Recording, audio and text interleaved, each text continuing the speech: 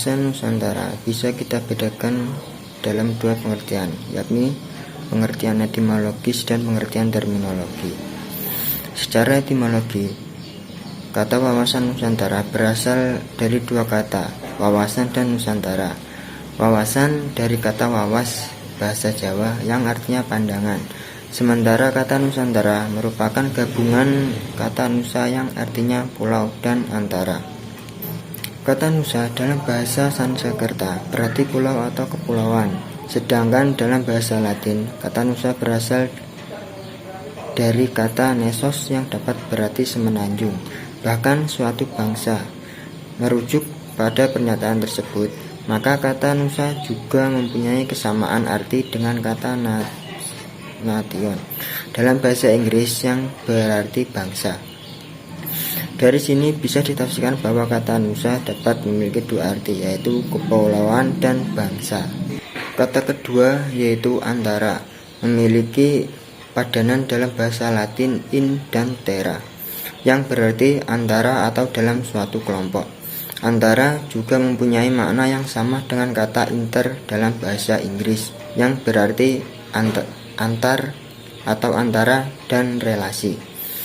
Sedangkan dalam bahasa Sanskerta, kata antara dapat diartikan sebagai laut, seberang, atau luar. Bisa ditafsirkan bahwa kata antara mempunyai makna antar atau antara, relasi, seberang, atau laut. Dari penjabaran di atas, penggabungan kata Nusa dan antara menjadi kata Nusantara dapat diartikan sebagai kepulauan yang di antara laut atau bangsa-bangsa yang dihubungkan oleh laut.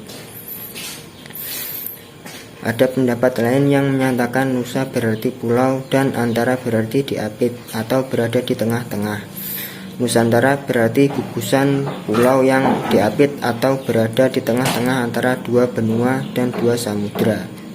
Kata Nusantara sendiri secara historis bermula dari bunyi Sumpah Palapa dari Patih Gajah Mada yang diucapkan dalam upacara pengangkatannya sebagai Mahapatih di Kerajaan Majapahit tahun 1336 Masehi, tertulis di dalam kitab Pararaton. Penanaman Nusantara ini berdasarkan sudut pandang Majapahit, Jawa, mengingat pada waktu itu belum ada sebutan yang cocok untuk menyebut seluruh kepulauan yang sekarang bernama Indonesia dan juga Malaysia. Nusantara pada waktu itu diartikan pulau-pulau di luar Majapahit atau Jawa. Dalam kitab Negara Kertagama, karangan Empu Tantular, arti Nusantara ialah pulau-pulau di luar Jawa dengan Majapahit sebagai ibu kotanya. Pengertian terminologis. Pengertian terminologis adalah pengertian yang dihubungkan dengan konteks istilah tersebut dikemukakan. Pengertian terminologis umumnya adalah pengertian istilah menurut para ahli atau tokoh dan lembaga yang mengkaji konsep tersebut. Berdasar pengertian terminologis, wawasan Nusantara merupakan pandangan bangsa Indonesia terhadap lingkungan tempat berada, termasuk diri bangsa Indonesia itu sendiri. Jadi, bangsa Indonesia memandang wilayah berikut bangsa yang ada di dalamnya sebagai satu kesatuan. Itulah esensi atau hakikat dari wawasan Nusantara. Hakikat atau esensi wawasan Nusantara adalah persatuan bangsa dan kesatuan wilayah.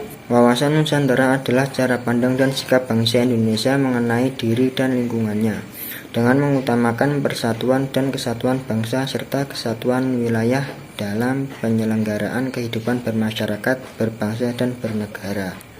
Urgensi wawasan Nusantara. Urgensi adalah kata serapan dari bahasa Inggris yaitu urgent, yang berarti kepentingan yang mendesak atau sesuatu yang bersifat mendesak dan harus segera ditunaikan. Lalu apa urgensi atau arti pentingnya wawasan Nusantara itu? Wawasan Nusantara memiliki peranan penting untuk mewujudkan persepsi yang sama bagi seluruh warga negara Indonesia. Perbedaan persepsi, perbedaan pendapat, dan friksi-friksi antar kelompok dalam konteks sosiologis, politis, serta demokrasi dianggap hal yang wajar dan sah-sah saja. Hal di atas justru diharapkan dapat menghasilkan masyarakat yang dinamis dan kreatif, sinergis untuk saling menyesuaikan menuju integrasi. Suatu pantangan yang harus dihindari adalah perbuatan tindakan yang melanggar norma-norma etika, moral, nilai agama, atau tindakan anarkis menuju ke arah disintegrasi bangsa.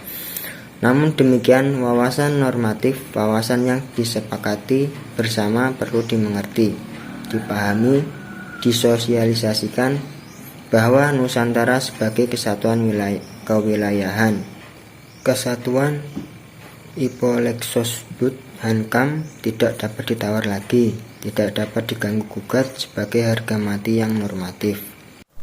Latar belakang diperlukannya wawasan Nusantara. Latar belakang yang mempengaruhi tumbuhnya konsepsi wawasan Nusantara adalah sebagai berikut.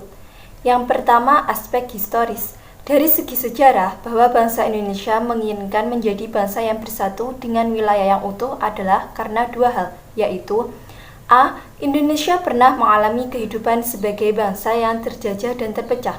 Kehidupan sebagai bangsa yang terjajah adalah penderitaan, kesengsaraan, kemiskinan, dan kebodohan. B. Indonesia pernah memiliki wilayah yang terpisah-pisah. Secara historis, wilayah Indonesia adalah wilayah bekas jajahan Belanda.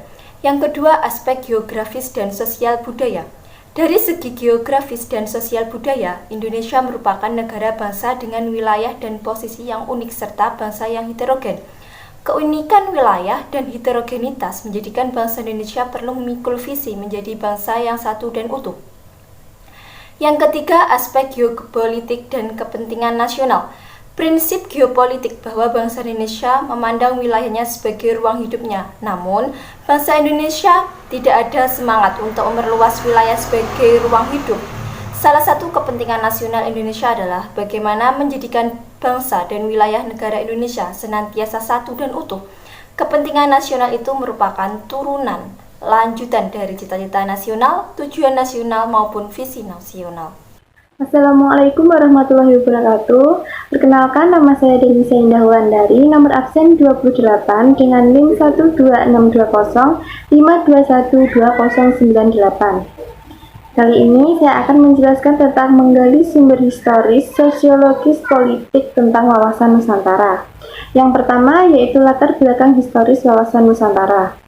Lahirnya konsepsi wawasan Nusantara bermula dari Perdana Menteri Insinyur Haji Juanda Kertawijaya yang pada tanggal 13 Desember 1957 mengeluarkan deklarasi yang dikenal sebagai Deklarasi Juanda. Isi pokok deklarasi ini adalah bahwa lebar laut teritorial Indonesia 12 mil yang dihitung dari garis yang menghubungkan pulau terluar Indonesia. Yang kedua yaitu latar belakang sosiologis wawasan Nusantara.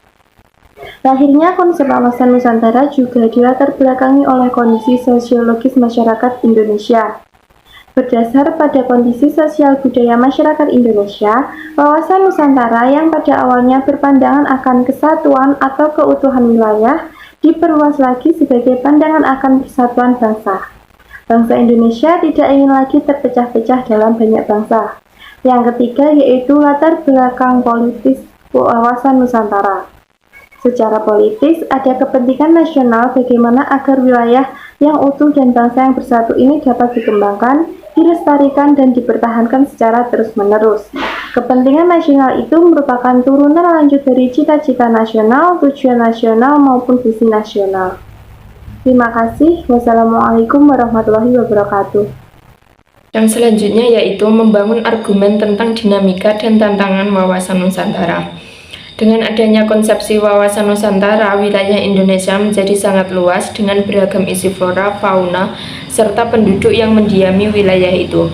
Namun demikian, konsepsi wawasan Nusantara juga mengajak seluruh warga negara untuk memandang keluasan wilayah dan keragaman yang ada di dalamnya sebagai satu kesatuan. Kehidupan politik, ekonomi, sosial, budaya, pertahanan, dan keamanan dalam kehidupan bernegara merupakan satu kesatuan. Luas wilayah Indonesia tentu memberikan tantangan bagi bangsa Indonesia untuk mengelolanya. Hal ini dikarenakan luas wilayah memunculkan potensi ancaman dan sebaliknya memiliki potensi keunggulan dan kemanfaatan. Wawasan Nusantara telah menjadi landasan visional bagi bangsa Indonesia guna memperkokoh kesatuan wilayah dan persatuan bangsa. Upaya memperkokoh kesatuan wilayah dan persatuan bangsa akan terus-menerus dilakukan. Hal ini dikarenakan visi tersebut dihadapkan pada dinamika kehidupan yang selalu berkembang dan tantangan yang berbeda sesuai dengan perubahan zaman. Dinamika yang berkembang itu misalnya, jika pada masa lalu penguasaan wilayah dilakukan dengan pendudukan militer, maka sekarang ini lebih ditekankan pada upaya perlindungan dan pelestarian alam di wilayah tersebut. Tantangan yang berubah misalnya, adanya perubahan dari kejahatan konvensional menjadi kejahatan di dunia maya. Esensi dari wawasan Nusantara adalah kesatuan atau keutuhan wilayah dan persatuan bangsa, mencakup di dalamnya pandangan akan satu kesatuan politik, ekonomi, sosial, budaya, dan pertahanan keamanan.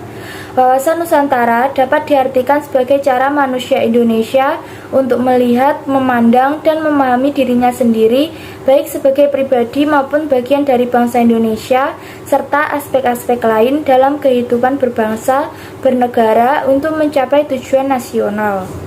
Oleh karena itu, jika dikaitkan dengan perwujudan sila Pancasila, maka sila yang paling tepat untuk menampung gagasan dan aplikasi wawasan Nusantara adalah sila ketiga, yaitu Persatuan Indonesia. Persatuan Indonesia sendiri merupakan salah satu tujuan kita bersama sebagai satu bangsa dan negara yang senantiasa kita berupaya untuk mewujudkan, bahkan di tengah beragamnya perbedaan yang terdapat di antara kita sendiri sebagai sesama anak bangsa. Setiap warga bangsa dan aparatur negara harus berpikir, bersikap, dan bertindak secara utuh menyeluruh dalam lingkup dan demi kepentingan bangsa, termasuk produk yang dihasilkan oleh lembaga negara. Wawasan Nusantara yang pada awalnya sebagai konsepsi kewilayahan berkembang menjadi konsepsi kebangsaan. Artinya, wawasan Nusantara tidak hanya berpandangan keutuhan wilayah, tetapi juga persatuan bangsa. Bangsa Indonesia dikenal sebagai bangsa yang heterogen. Heterogenitas bangsa ditandai dengan keberagaman suku, agama, ras, dan kebudayaan. Bangsa yang heterogen dan beragam ini juga mampu bersatu.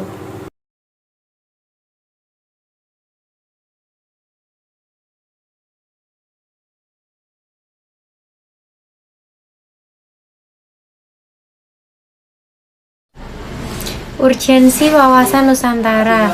Sebelum kita membahas urgensi wawasan Nusantara, kita harus paham arti dari wawasan Nusantara.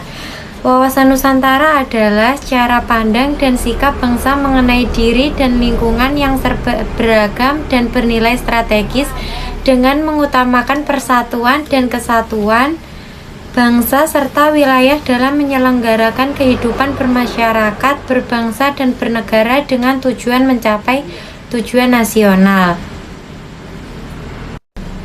Urgensi wawasan Nusantara juga meliputi unsur-unsur dasar wawasan Nusantara yang meliputi wadah, wujud wilayah, tata inti organisasi.